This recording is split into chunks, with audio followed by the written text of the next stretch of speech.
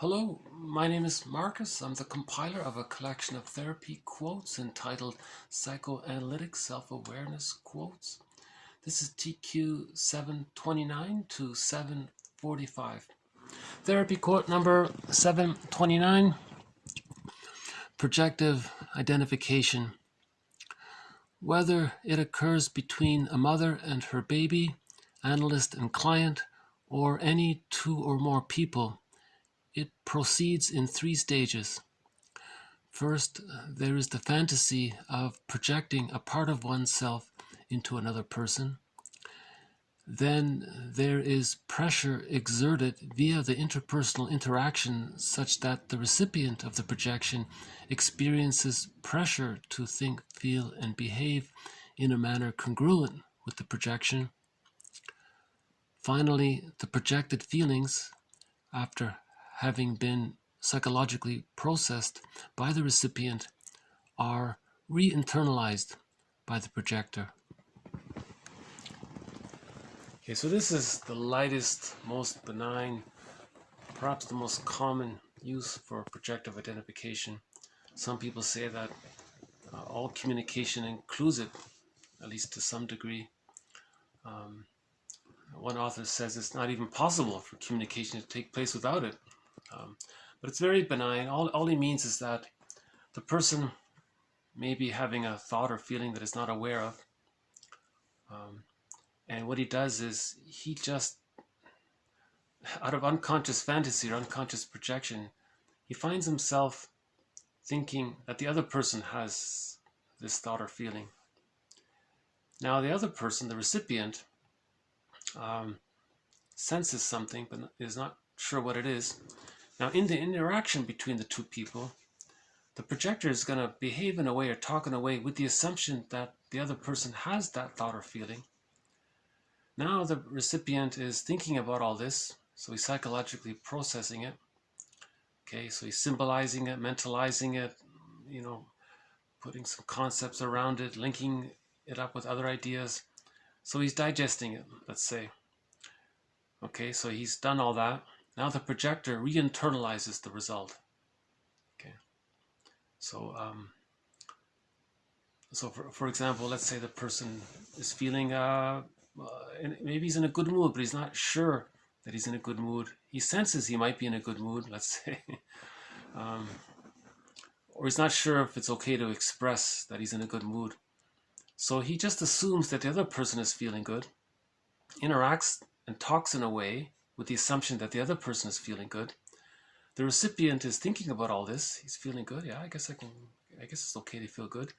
It's fine. Yeah, maybe it's a lot of things to be grateful for. So the recipient thinks about all this. Yeah, I don't see the problem with feeling a little okay. And so after he's processed this, okay, so the original projector then re-internalizes what the other person thought about his projections. So the other person thought about his projections, worked it through, so to speak, and then the projector takes it back in, what he just did with it, kind of thing. So it's just sort of like this little back and forth thing. So there's like it's almost like unconscious communication to unconscious communication theory, Anyways, the most common reason for projective identification is when two friends are together. One friend wants to talk about something. He's not sure what it is he wants to talk about. So he coaxes his other person to talk about the thing that he wants to talk about, but he doesn't even know what it is that he wants to talk about. He's feeling that he wants to talk about something, but he doesn't know what it is. So he interacts with his friend to get him to start to bring it up.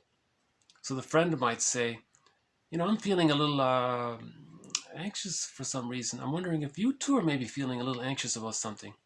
And the projector might say, I'm glad you brought it up. Yes, I want to talk about this. So that's also a fairly benign kind of thing. The second reason was a person's, maybe he's feeling a little down or something. He coaxes the other person to feel a little down. Okay, that's misery loves company. Right. The third reason is the person wants to continuously deny something that belongs to him by coaxing the other person to express it in some way or to feel it in some way. so he can say it's not a part of him. So that preserves the repression and the denial if he can see it externalized, that kind of thing. The fourth is a little more, an elaboration of this is where the person wants to continuously control his ability to deny what he wants to deny. And to do that, he will continuously control the other person's thoughts or behavior or him playing a certain role, so that he can continuously, so if he can continuously control the other person in that way, that allows him to continuously deny what he wants to deny. So for example, a common example might be the person has unconscious memories related to his time with his mother, unpleasant memories. So he has an image of the mother as being unsatisfying and frustrating, and he's angry at her unconsciously. Okay, but he wants to keep it denied. Can't face it. It's too painful to face it. So how does he keep it denied? He finds some non-threatening substitute, safe other, and he can't just directly say that person is so terrible. He'll maybe want to coax the person to show a little anger or frustration. Now he can justify, use rationalization to say, see that other person? See, they're all bad and such. He's doing so. What he wants to do is project the rejecting image of his mother onto this non-threatening substitute other. Okay, and now he wants to express his anger towards that person. Okay, because remember, in babyhood time, the baby couldn't express his anger towards his mother when she was frustrating. Okay, so repetition compulsion gone awry, he's going to project the rejecting image of the mother onto someone else, a non-threatening, safe substitute other, and express their anger to that person. It's a secondary delusion, right? You're distorting reality immensely, but that's the idea of repetition compulsion. He's trying to master the trauma. So when the person was a baby, the mother was rejecting. He internalizes the image of the rejecting mother. Later on, he grows up, chronologically grows up. He projects that rejecting image onto anyone else, non-threatening substitute other, and then expresses his anger towards his mother. And that other person doesn't know what's going on, right? That kind of thing. So this one here, okay, again, offers the mildest version of projective identification. The root prototype of all of this is from birth to 6 months, the baby and the mother are fused. It's called the stage of undifferentiation. I mean psychically fused, right? Emotionally, psychically fused. It's also called the stage of symbiosis. Okay, so humans, like in the actual womb, the baby is fused with all that's around him, right? It's all one there. It's all one, right? When he comes out of the womb, now there's this extended womb called the stage of symbiosis. That continues. It's meant to continue. So he's at one with his mother. Okay. Later on, he gets to differentiate. They become two people. But in the beginning, he thinks the mother is an extension of him. Now, the mother at that time is just the breast in the very beginning. So he thinks the breast is just there to serve him, just like the womb environment was there to serve him. But that's necessary. It's called the extended womb. It's meant to be that way, of course. Baby humans come out of the womb too early. So from birth to 6 months, during the stage of symbiosis, ideally, the child communicates a need, the mother's attuned, meets the need. Just like in the womb, the child's needs were met. Now, what if the mother is misattuned? Okay, the baby's going to communicate this. So he'll use gestures or move around or express some kind of tone, or he wants to get the mother to understand his message. Now we theorize that because this is blurred there, it's as if the child wants to get the mother to feel what he's feeling, because he thinks the mother is fused with him. So that's why we say later on, you want to get the other person to feel what you're feeling. So you see? So there's a parallel extension of what happened in babyhood time. Right? So that's the prototype of how this works. Now, projective identification is meant to be existential hearsay by the age of 3. This is like a desperate measure, that the baby uses to communicate to his mother, to coax her, to provoke her, to stimulate in her the feeling like what he's feeling, he wants the orbit around him to feel. He wants the mother to feel. Okay, so that's a desperate kind of attempt by the baby. So if there's a trauma there and that doesn't get resolved, the person is still using that defense mechanism in later life. Right? But if the mother's attuned, this gets resolved by the age of 3. All infantile, immature defense mechanisms, like projective identification and others, are meant to be existential hearsay by the age of 3 with the psychological birth. Okay, that's a little bit more on projective identification. Let's move on to TQ 730. The infant resorts to splitting from birth. To avoid the conflict between both loving and hating the breast that sometimes feeds him and sometimes is absent, he splits the image of it into a good breast which he loves and a bad breast which he hates. All defense mechanisms are used to deal with anxiety. The baby out of the womb feels immense anxiety when the mother's misattuned. In the womb, there was no anxiety. All of the needs were met. After the womb, sometimes the mother's not available or misattuned. That's a huge anxiety for the baby. He can't handle the pain of that, the anger towards that. So that anger gets denied. The image around that anger of the mother being refusing, that gets denied. Okay, so that's the splitting. Image of the mother as being satisfying and another one as being unsatisfying. There's the birth of the defense mechanism of splitting. The child does this temporarily because of his small size, his immense dependency on the mother, and the immense fears he feels when the mother's unavailable or for whatever reason. He creates these two images and he denies one. That's called splitting. Now remember, the baby thinks in images, right? So the image of the mother as being satisfying is some kind of goddess. The image of being of her being frustrating is infused with his anger. That image morphs based on the child's anger towards the image. So this image ends up becoming like a frightening animal or a monster and so on. Okay. Now myths and fairy tales describe the inner world of the developmental trauma of a baby at that time. Myths and fairy tales describe the inner world. They're true on the inside. So myths and fairy tales, you have demons, good god, bad god, goddess, demon. That splitting is representing, it's trying to depict the baby's experience of when the mother's too frustrating. The splitting is still there. Right? Now in regular development, when the satisfying memories are enough, the splitting, the images come together to form one whole realistic image of the mother as a person. So in the beginning, it's good God, bad God, from the baby's point of view. By the age of 6 months, it's a person. Okay. Now, for the splits to come together, the satisfying memories must outweigh the frustrating memories. The child feels safe enough to see the mother as a person. And at that time, he's able to differentiate. With all that safety, he's able to separate from his mother. You see. So birth to 6 months is called the stage of undifferentiation. The child needs enough love to differentiate at 6 months. He needs the love to separate. If he doesn't get the love, he doesn't separate. He's still stuck there. And this author was saying, a lot of movies are an extension of fairy tales and myths because you have heroes and villains and all this stuff.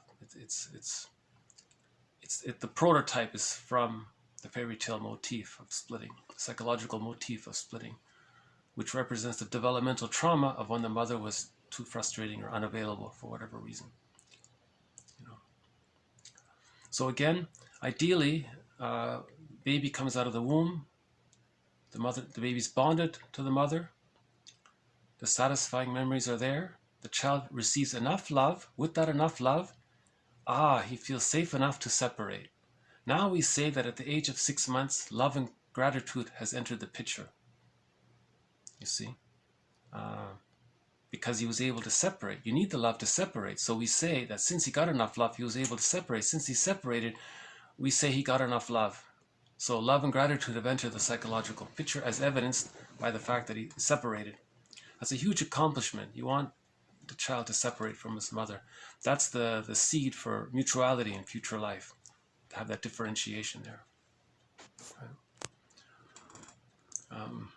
You know, this thing about yeah, we have another quote on splitting coming up. Okay, let's move on to TQ 731.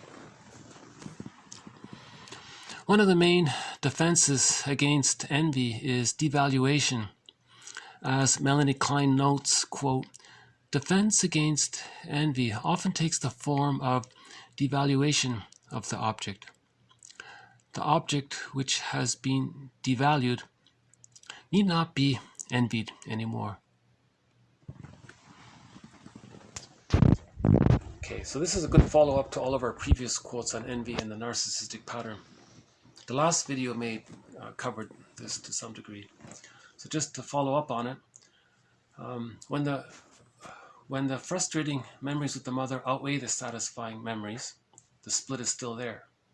It didn't get a chance to come together. Remember, the love needs to outweigh the frustration for the splits to come together, for differentiation to take place. That's when love and gratitude enters the picture. If that doesn't take place, if the frustrating memories outweigh the satisfying memories, the split is still there. The split doesn't get a chance to come together. It's too traumatic. It's too painful. It can't do it. The baby's overly cathected to the rejecting image of the mother. That means love and gratitude hasn't entered the psychological picture yet, because the baby's still caught up with all of his anger towards the rejecting mother, right? So this is the narcissistic pattern. It stems from this, the hostile provocative pattern. The hostile provocative attachment style communicates that they didn't get their symbiotic needs met. See, a person with a hostile provocative attachment style, they're looking for someone else to fuse with them so they can get their symbiotic needs met. That's what they're trying to communicate, that they didn't get their symbiotic needs met. It's a delusion. No one can do it, but that's what they're trying to communicate. That's the repetition compulsion gone awry. They're still trying to get their symbiotic needs met by being very aggressive and hostile towards others, to force someone else to be fused with them. And that other person would, in effect, be the mother for them psychically. But no one can do that. It's a delusion.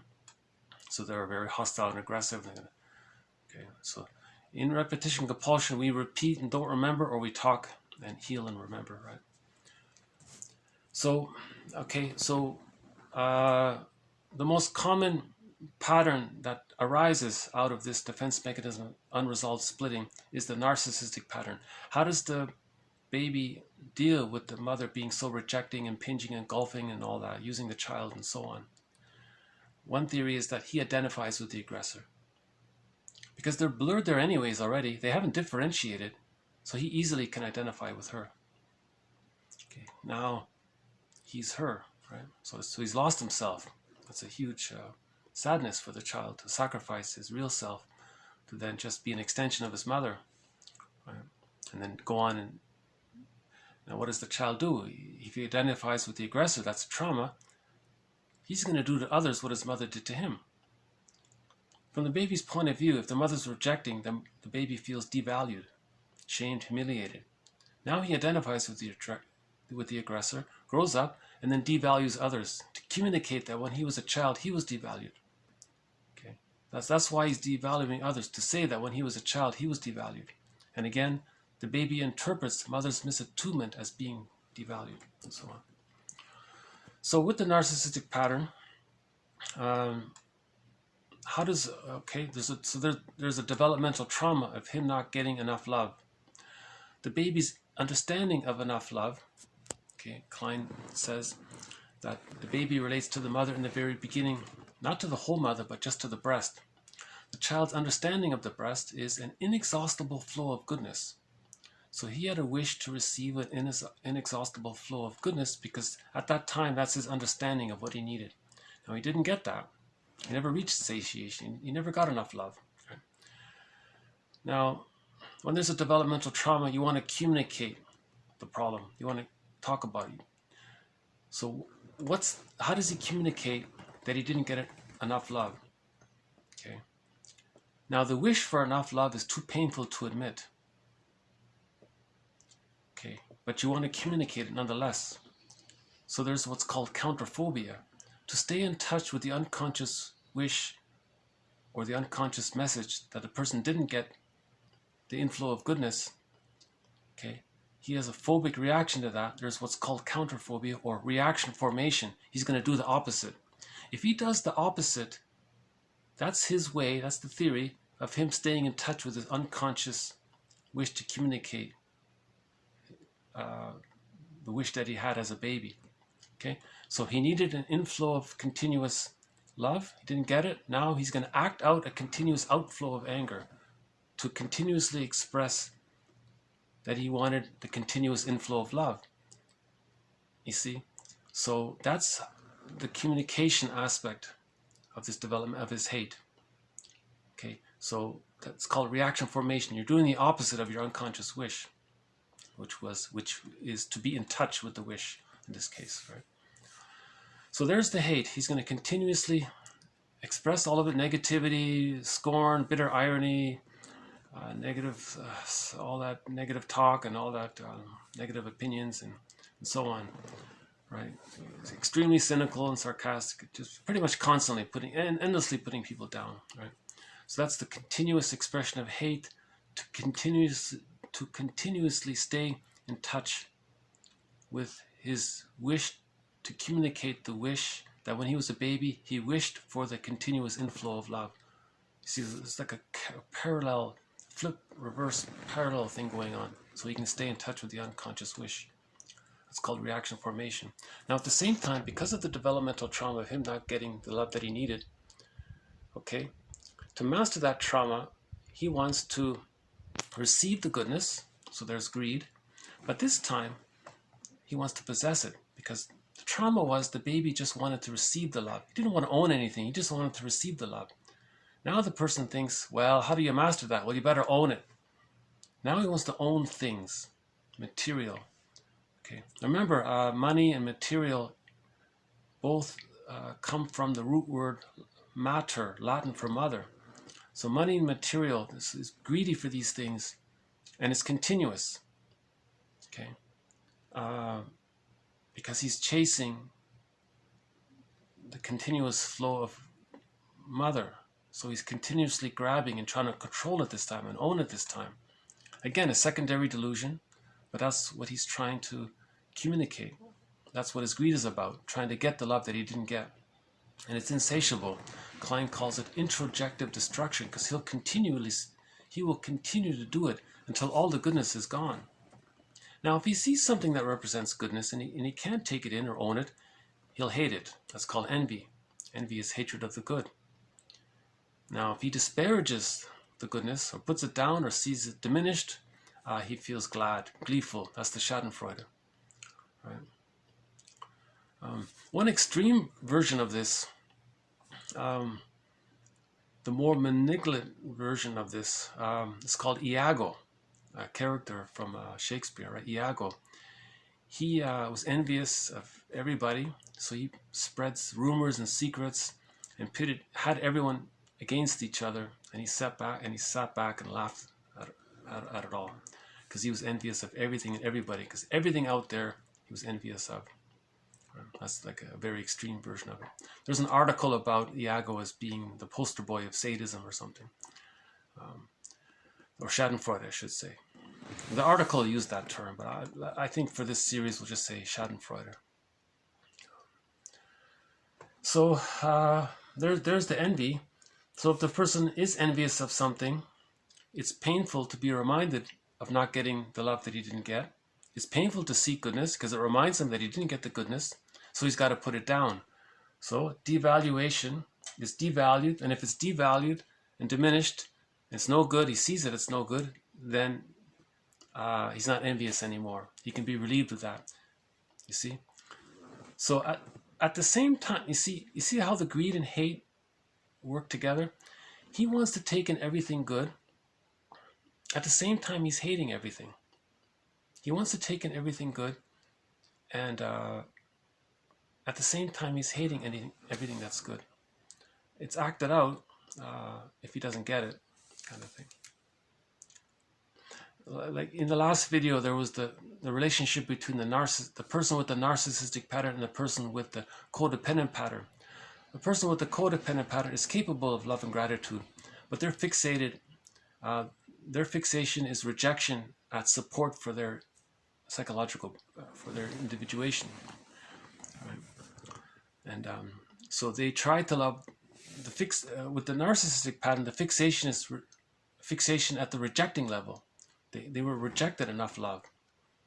Okay, so the person with the narcissistic pattern marries the person with the codependent pattern. The person with the codependent pattern thinks they can love the other person. They don't realize that the person with the narcissistic pattern is sucking in all of their goodness, okay, and at the same time they're hating them, right? Because they're caught in the blind repetition compulsion of the babyhood trauma.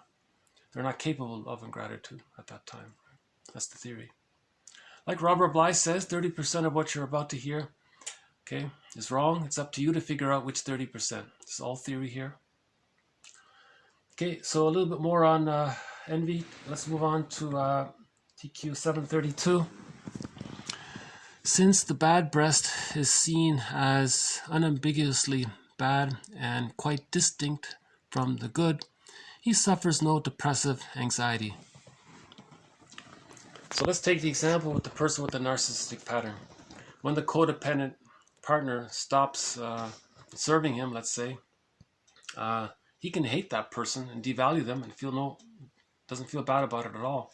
Because the prototype for this is the babyhood experience of splitting. When the baby splits the images of the mother as being satisfying and rejecting, they're kept apart. So when the baby expresses hate towards the mother, he's not seeing the mother as the good person. He's not seeing the mother as a person who's also realistically good and frustrating at this. He's only seeing the all bad. So because the love and hate are kept apart like that, or the splitting is there, the person doesn't feel guilt. See, normally you feel guilt if you hurt someone you love, you feel guilt, you'll feel badly about it. But with the splitting defense mechanism, they don't feel that. They haven't reached that ability to bring the splits together. That's why splitting is such a major thing here, you know. Therapy is about healing the splits, right? Okay, let's move on to TQ 733.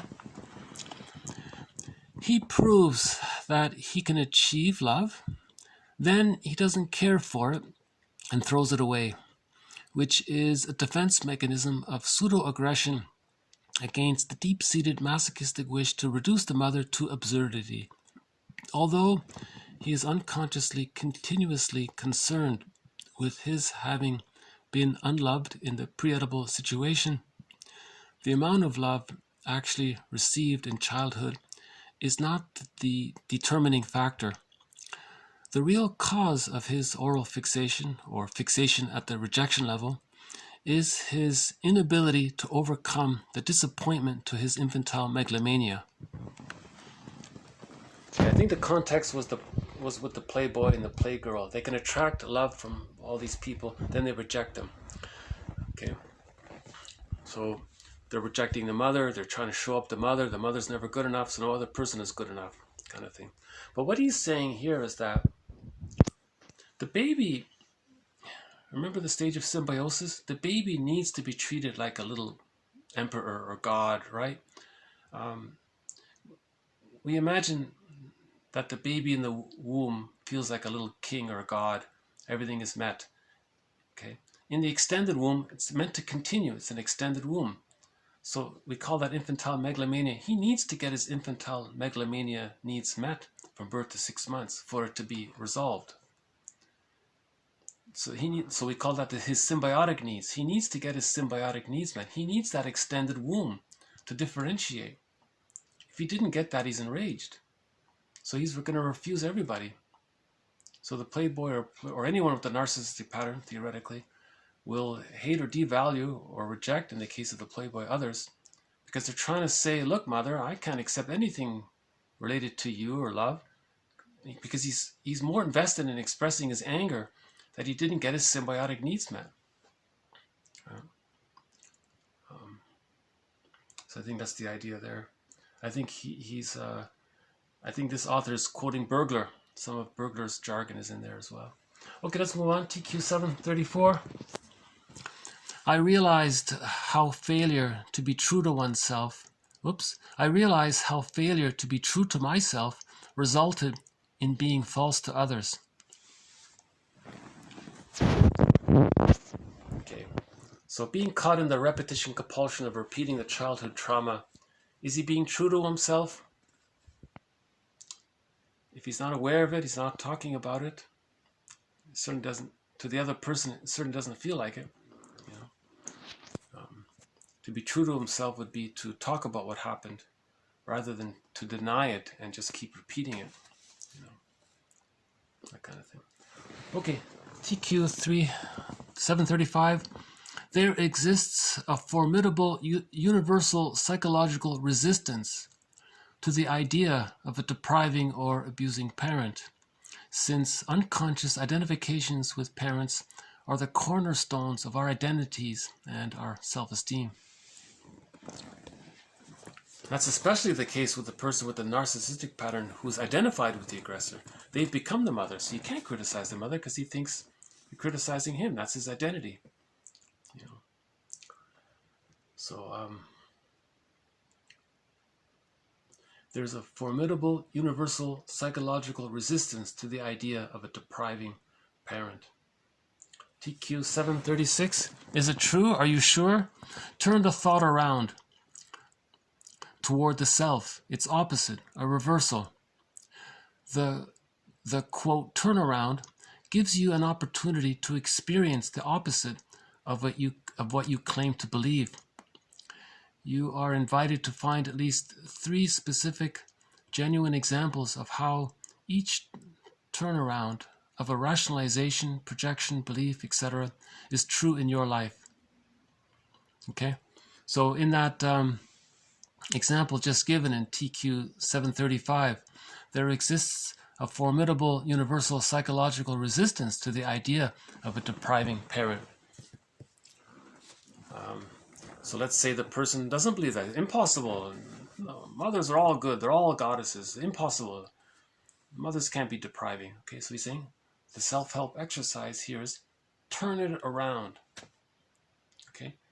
Okay, in some way, somehow, turn it around. So the person might say, well, was I ever depriving? Was I a depriving parent? Oh, the person might think, yeah, as a parent, I was depriving at times. I wasn't available or something. See, immediately when you do the turnaround, you own the projection. Right? So this comes from a self-help book about owning one's projections. She calls it the turnaround. So you accuse somebody of something. First thing she says is it true, really? Are you sure, really? Okay, turn it around. Just try it. Turn it around. And when you do that, you notice you're projecting. Okay, TQ 737. What is the mechanism by which the pregnant woman's emotional disturbances are conveyed to her child? We would reply with a purely theoretical view requiring neurophysiological experimental proof. We consider the cause of the emotional disturbances to be the production of specific biochemical-physical elements in the nervous system. The elements in question are absorbed by the pregnant woman's blood, enter the child's circulation through the cord, reach their nervous system, and stimulate it, producing a feeling of being in a rejecting womb or an unwelcoming womb. Does trauma in the pre-verbal period have enduring effects? Symptomatology consistent with typical post-traumatic diagnostic criteria was observed. Okay, so this adds to our previous quotes on prenatal trauma, prenatal distress syndrome. The theory is if the mother's stressed, her stress hormones, the cortisol, enters the child's placenta. The child's placenta belongs to the child. The placenta is a part of the child.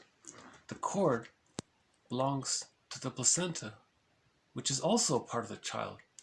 So the mother's cortisol goes into the child's placenta, which means it goes down to the cord into the child. Now the child is stressed. So he can get the symptoms of PTSD. They said it's been observed. Right? So we've had previous examples on this before. So the main idea is that a pregnant woman shouldn't go to a heavy metal concert. Those monkeys that were exposed, those pregnant monkeys that were exposed to loud music, when the babies came out, they were erratic. They couldn't bond. They couldn't play. They were hostile. They were very angry. They had a miserable life, right? So the theory is that it's very clear in the zoo world, right? And the prenatal psychologists say it happens to humans as well. That yes, prenatal trauma can exist. That's why, mothers shouldn't drink and smoke and all that during this time, be in a good mood. Some people say that the mother's attitude can the child can pick up the mother's attitude. If the mother doesn't bond, doesn't welcome the child. There was one case where the baby came out and rejected the mother altogether. The baby had to be handed to another person, to feed. And the theory was that the baby knew that this mother didn't welcome the baby. It's interesting, right? Anyway, that's purely speculation about that one. But generally, it does seem to be the case that prenatal trauma exists. But that's okay. If there is prenatal stress, even birth stress, if there's a secure attachment style, all of that's resolved. It's fine. It's okay, right? But sometimes prenatal trauma and birth trauma can prevent developmental bonding after birth from healing those earlier traumas. So then there's a developmental trauma that adds to the child's problems, right? Okay, do you really expect the conscious and the unconscious to be identical? The unconscious is actually the past and the present.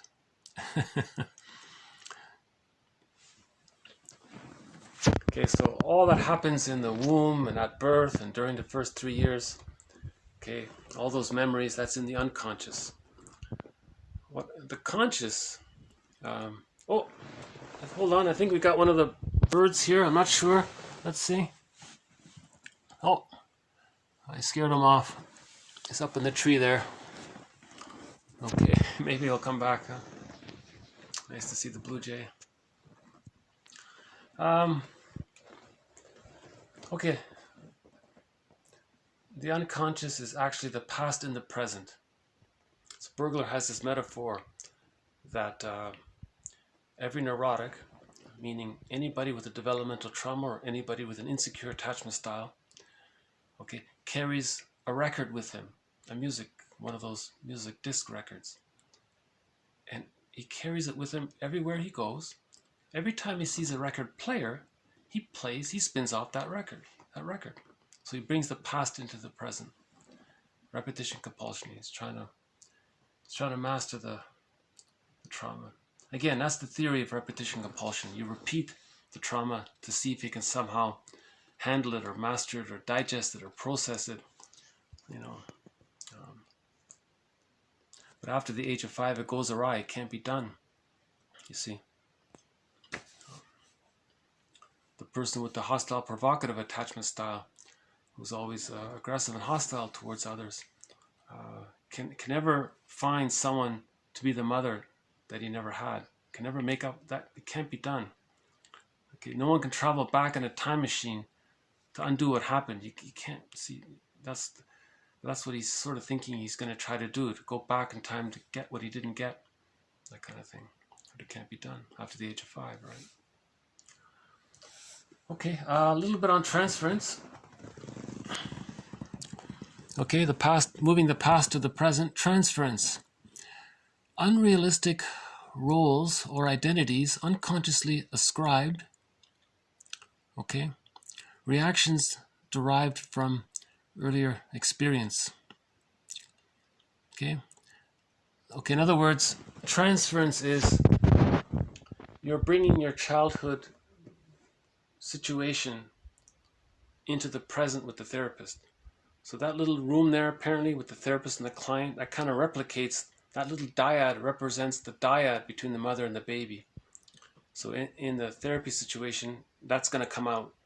That's called transference. So he's transferring the childhood past situation into the present room. Okay, and now either he projects the rejecting parent onto the therapist, he can project a satisfying parent onto the therapist, okay, or he can identify with the aggressor okay, and then project his wounded inner child onto the therapist, and then do to the therapist what his mother did to him to communicate what his mother did to him. Okay. Now, one aspect of the rejecting image of the mother is the enticing mother, the alluring mother.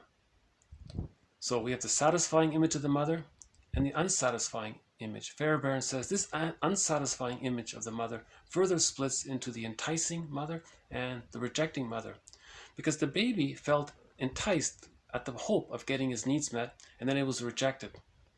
Okay, so now in the therapy room, the person may be enticing or provocative, alluring, right, and then rejecting. They're trying to communicate. They're trying to replay that scene. You see, therapist doesn't include. He provides interpretations. We talk and heal. We repeat and don't remember, and just repeat and don't remember, Sisyphus, or we talk and heal.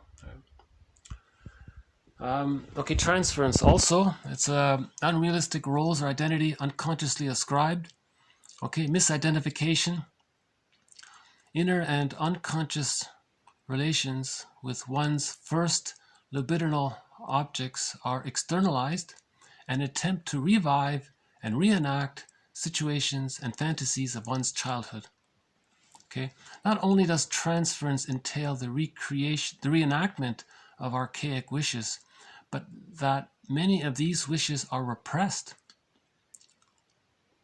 Okay, so he doesn't even know why he's transferring, right? Interpretation of transference material is akin to the interpretation of a poem or an obscure text, because the words and deeds of the person are likely to function as metaphor. So the client doesn't even know what he wants from the therapist.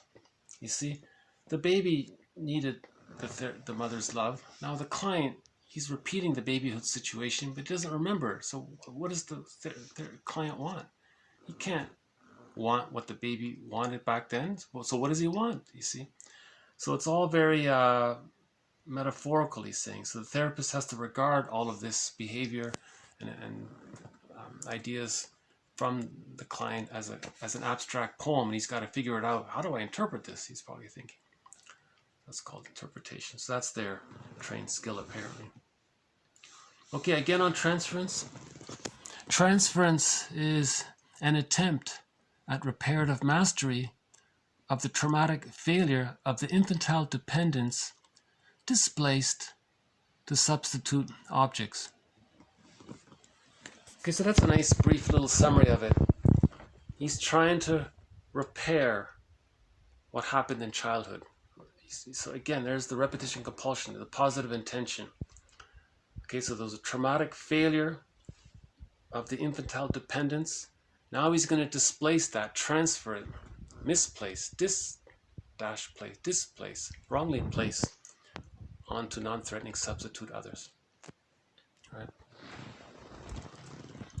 Some of the most effective interpretations are those that focus on the relationship between client and analyst, since they demonstrate that the ways in which the client reacts to the analyst are based on defensive childhood patterns that are no longer applicable.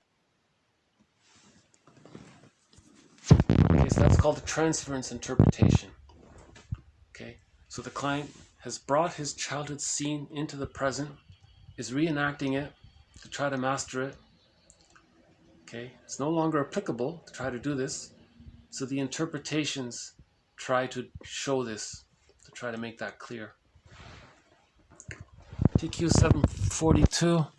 Internal object means a mental and emotional image of an external object colored by aspects of the self that have been projected into it. Okay, so that's what we said before. The baby's image of the frustrating mother is infused with his reaction to that image. Okay, in other words, that image is blended with the child's anger. So that image is now angry. Now that image is a giant. So from the baby's point of view, the mother's a giantess. Okay, so the rejecting image of the mother is now a frightening creature, a frightening something, right? So that's the idea of internal object. Internal objects started off out of the relationship with the external object, but then it got elaborated by the person's responses inwardly to these memories. So that's why it's wildly unrealistic to project the inner object onto others. You know, everyone's just common people, right? But we might see when someone is so hurtful, when someone says something is so hurtful because they didn't get their needs met. See, when they didn't get their needs met, they're projecting that something, a childhood wish, and that triggers these unconscious internal objects. Rosenberg says all anger is an expression of unmet needs, but what are these needs? These are the needs of childhood that link to these split images. You know. Life, what's life? Life is nothing but trading smells. I think the context was that the smells, you see, the bond, the family bond. So you're projecting the family situation into the present. So in relationships, you choose people that remind you of your family members. So trading of smells, trading of family smells, let's say. Familiar smells. What's familiar, let's say. Something like that. The search for meaning is the search for expression of one's real self. So man's main task is to give psychological birth to himself, because once a person has achieved psychological birth, that means they have access to the real self and the capacities of the real self, as described by Masterson. In order to do that, one has to heal the developmental trauma, not by repeating it and thinking one day it's going to resolve. It's endless. Greed is insatiable. A person can be greedy all of his life and nothing change inwardly. Right. So this splitting that's there, the person's not aware of it. It's too painful to be aware of it. A person can recognize that he does have this splitting defense mechanism by his extreme reactions. This is all good, this is all bad, that kind of thing. Projecting the rejecting monster onto non-threatening substitute others, that's a sign of the splitting. So once the person realizes that they're heavily relying on the defense mechanism of splitting way too much, it's all the time, let's say, that means there's the developmental trauma. They can see that the splitting is still there. We're not talking about temporary use of it under great stress. We're just talking generally, right? So, okay, then the person has to consider that when they were a child, that maybe that when that person was a child, that person's mother was more misattuned to their needs than attuned. And that would cause the split. Now there's anger at the mother. Okay. Now you have to get to know the mother. So you read the Enneagram, all the unhealthy types of the Enneagram. There's 9 unhealthy styles there. You figure out which one your parents fit into. Okay, now you have to start to forgive your parents. You have to understand them. Once you understand them, okay, thanks to the Enneagram, that's a good entry point to understanding our parents. You want to type your parents using the Enneagram, right? Okay, that's just a starting point. Why did the parents have this psychological incompleteness? Why do they have the developmental trauma? Why are the parents stuck with the rest of development? Okay, so then we consider maybe the parents had prenatal trauma, birth trauma, situational trauma, trauma with siblings, trauma in the environment, trauma, intergenerational trauma. They didn't get a secure attachment style because, right? Trauma at the dentist's office, trauma while getting the tonsils out. Okay, there could have been school shock.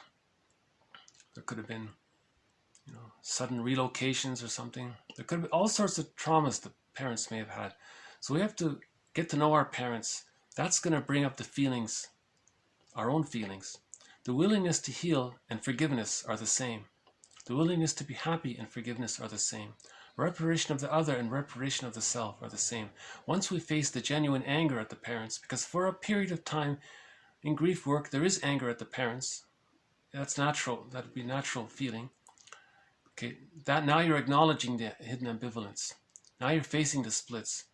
Okay, and with this increased understanding, building the ego, that begins to bring the splits together.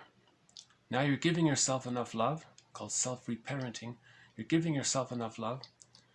Okay, that heals the splits. When you heal the splits, then you can differentiate from the mother.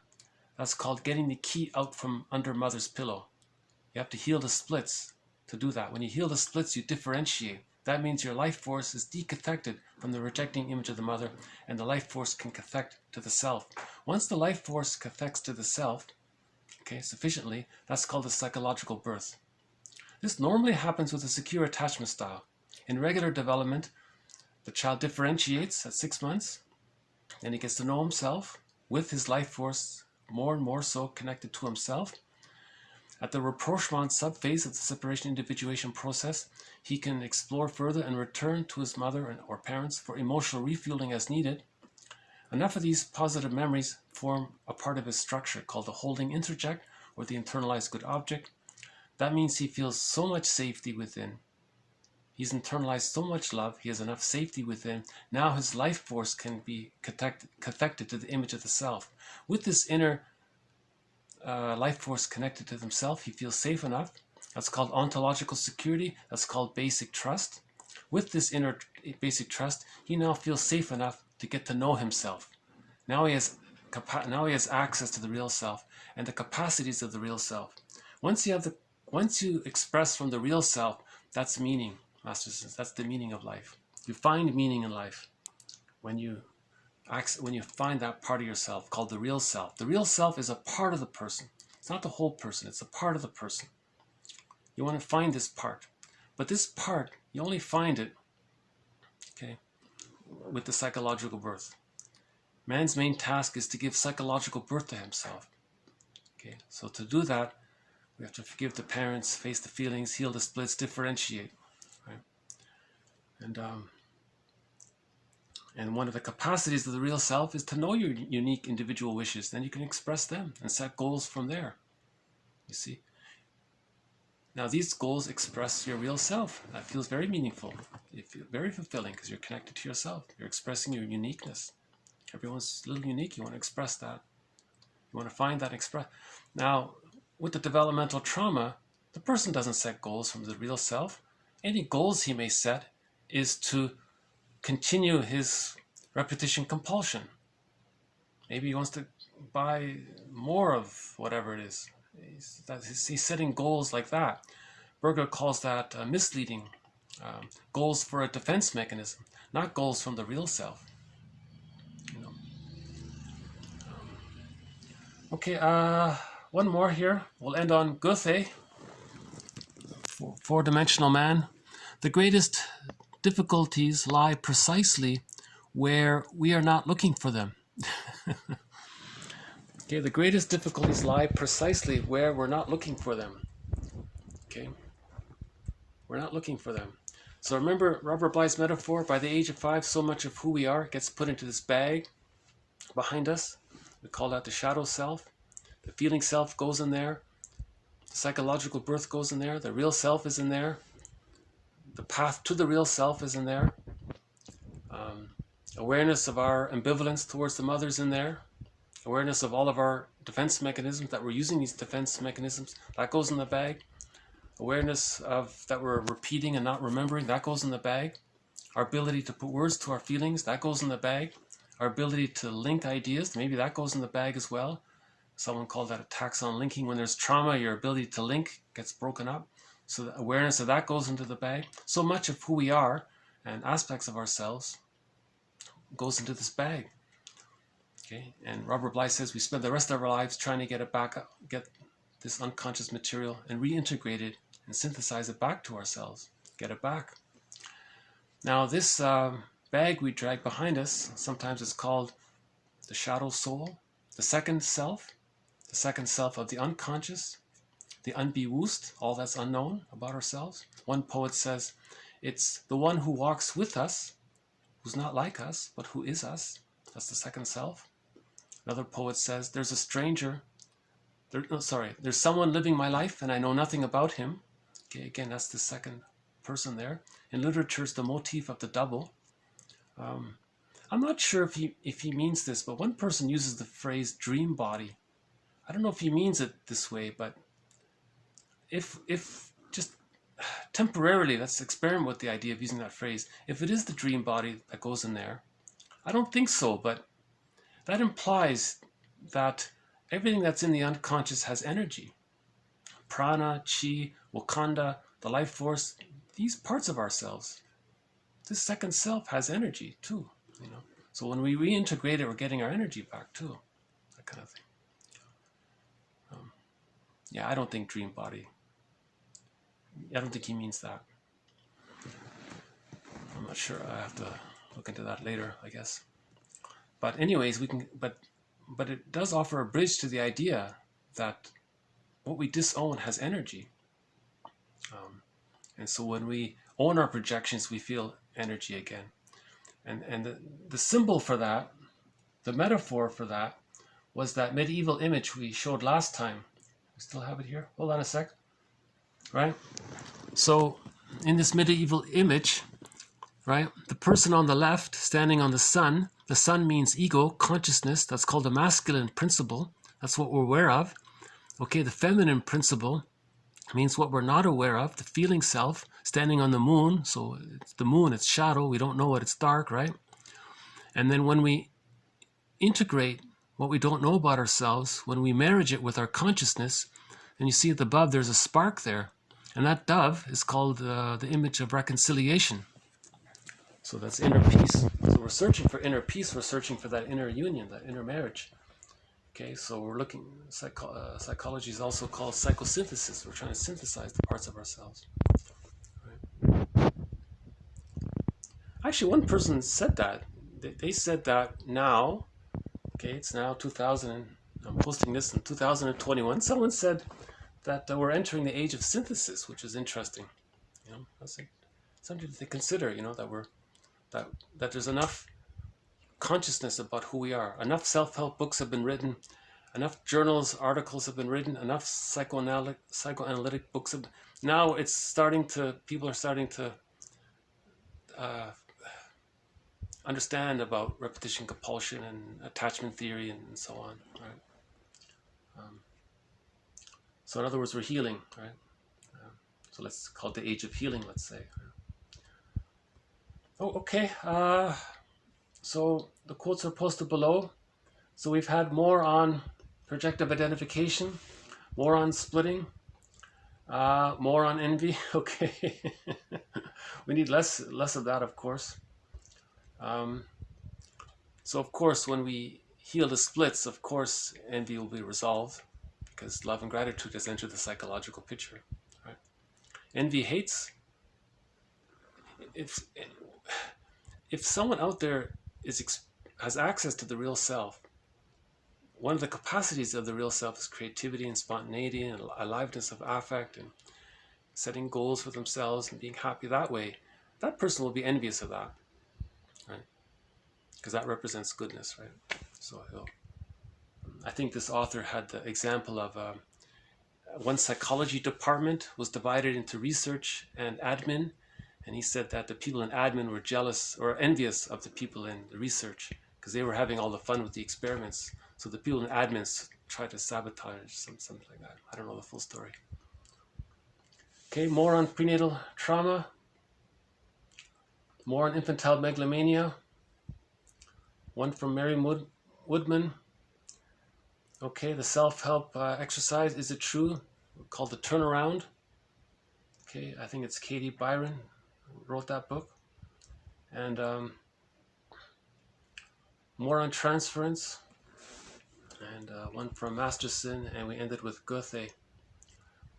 Okay, so thank you very much. This has been TQ 729 to 749. I hope this has been informative, helpful, and we'll have more to follow. Thank you very much. Bye for now. I don't see the blue jay, but there's some fresh snow coming down. It's overcast.